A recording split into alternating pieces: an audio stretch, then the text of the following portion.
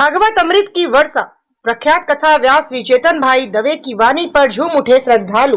विश्व प्रसिद्ध पावन नगरी हरिद्वार की पवित्र धरा आज भक्ति और अध्यात्म के अनूठे संगम की साक्षी बनी। यहाँ स्थित प्रसिद्ध गीता भवन मंदिर में गुजरात से पधारे देश के प्रख्यात कथा व्यास श्री चेतन भाई दवे के श्रीमुख से श्रीमद् भागवत कथा का मंगलमय गायन सुनकर उपस्थित श्रोतागण भाव विभोर होकर झूमने, नाचने और गाने लगे।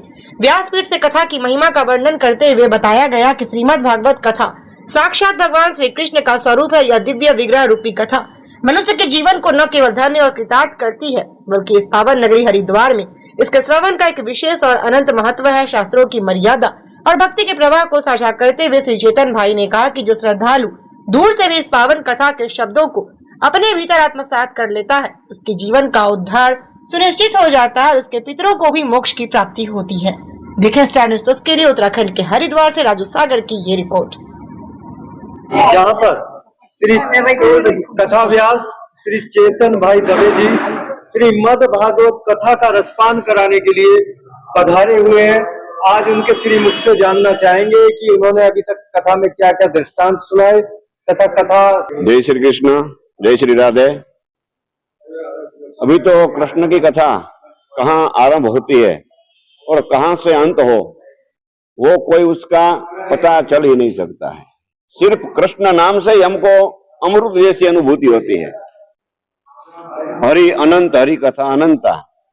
जैसे कि हरिद्वार में हम कथा करने के लिए आए तो हमको ऐसी अनुभूति होती है कि सिर्फ जो प्रभु, जो नारायण है, उसकी गोद में माँ गंगा जी, हर एक जो कोई भी मनुष्य का पाप ताप संताप हरने वाली माँ भागीरथी गंगा, और ये अवसर हमको मिलेगा जो मिल गया है। हम सद्भाग्य से उसको स्वीकार करते हैं और हर साल माँ गंगा का यहाँ गीता भवन में तीसरी कथा है। इसके पहले जूना अखाड़ा में, पावन धाम में, हरिद्वार में बहुत कथा की और यहाँ के सब लोग कितना प्रेम बरसाते हैं, उसकी कोई सीमा ही नहीं है। जैसे कि सब अपने होते हैं, ऐसा प्यार सब लोग देते हैं और हम हर साल 2 बार यहाँ भागवत जी की कथा करने के लिए आते हैं। जामनगर में, अच्छा, उसको बोलते हैं छोटा काशी। छोटा काशी से आपने शुरुआत की और आप जो है गंगा तट पर पहुंचे हैं। जी हाँ। उसके बाद लगातार हर साल हरिद्वार में ही भागवत आप कराते हैं। भागवत सुनी के परीक्षित भयो पार, हम जहाँ के तहाँ रहे, सुने सैकड़ों बार। जैसे परीक्षित ने मन लगाकर जो कथा सुनी और मोक्ष हो गया, संताप धुलने के लिए यहाँ कथा करने के लिए आते। मेरा नाम है कवन भैरावल। अच्छा, लगातार आप भागवत में कितने साल से हैं? लगातार भागवत में लगभग 8 साल से मैं भागवत में पूजा पाठ विधि में रहता हूँ। अच्छा, जब हरिद्वार आते हैं तो कैसा लगता है? हरिद्वार में आने का महत्व एक ही है, माँ गंगा का सानिध्य। हरिद्वार एक ही नाम से प्रचलित है, विश्वव्यापी है माँ गंगा कि हरिद्वार के शरण में आना, माँ गंगा के शरण में आना है। उसे यानी कि मोरबी से सब बधारे हुए हैं, क्योंकि हर साल पूज्य शास्त्री जी यहाँ हरिद्वार में 1 या 2 कथा का आयोजन करते हैं। मैं तो यही कहूँगा, इरादे लाख बनते हैं, अक्षर टूट जाते हैं।